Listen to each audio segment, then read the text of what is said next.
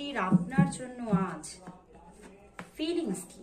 বন্ধুরা, তার মনের মধ্যে তো আপনার জন্য প্রচুর ভালোবাসা, বাট তবুও এমন কিছু কারণ আছে যার জন্য তিনি কিন্তু নিজে থেকেই একটা দূরত্ব করে রেখেছেন, নিজে থেকেই আপনার থেকে দূরে আছেন। কিন্তু দূরে থেকেও তো সে আপনার কথাই ভাবছেন, বারবার করে তিনি আপনার কথাই ভাবছেন এবং আপনার দিকেই কিন্তু সে বারবার ফিরে ফিরে আসতে চাইছে।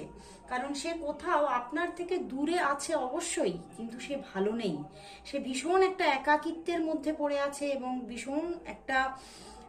ভীষণ টাফ সিচুয়েশন ফিল করছে। তো সেই জন্যই সে কিন্তু আপনাকে কল মেসেজেস করবে, এই রকমই কিন্তু তার মধ্যে ফিল চলছে। তো চলো বন্ধুরা দেখে নিই তাহলে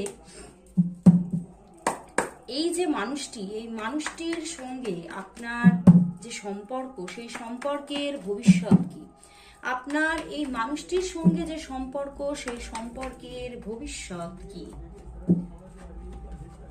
বন্ধুরা, 7 of Swords and 7 of Pentacles and the Moon card। বন্ধুরা, এই সম্পর্কের মধ্যে থার্ড পার্টি সিচুয়েশন আছে, ভীষণই স্ট্রং কোনো থার্ড পার্টি সিচুয়েশন এই সম্পর্কের মধ্যে আছে। তো সেই জন্যই আপনার মানুষটি কিন্তু বারবারই এই সম্পর্কের মধ্যে একটা অন অফ সিচুয়েশনকে তৈরি করছেন এবং দূরত্বে থাকতেই প্রেফার করছেন বেশি, কারণ যেহেতু থার্ড পার্টি সিচুয়েশন হয়ে আছে, তিনি আপনাকে পেতে চাইছেন, আপনার সঙ্গে সম্পর্কটা একটা ভবিষ্যৎ পাক এটা চাইছেন, কিন্তু তবুও দেখছেন কিছুই ঘটছে না আলটিমেটলি। তো সেই জন্যই তিনি দূরত্ব রেখে আছেন এবং এই সম্পর্কের যে ভবিষ্যৎ, সেখানে কিন্তু সবটাই দেখাচ্ছে যে অন অফ সিচুয়েশনই কিন্তু আগামী দিনে থাকতে চলেছে এবং ভবিষ্যৎ বলতে এখন কিন্তু কিছুই সেইভাবে কোনো ভবিষ্যৎ দেখাচ্ছে না, নিশ্চিত কোনো ভবিষ্যৎ নেই।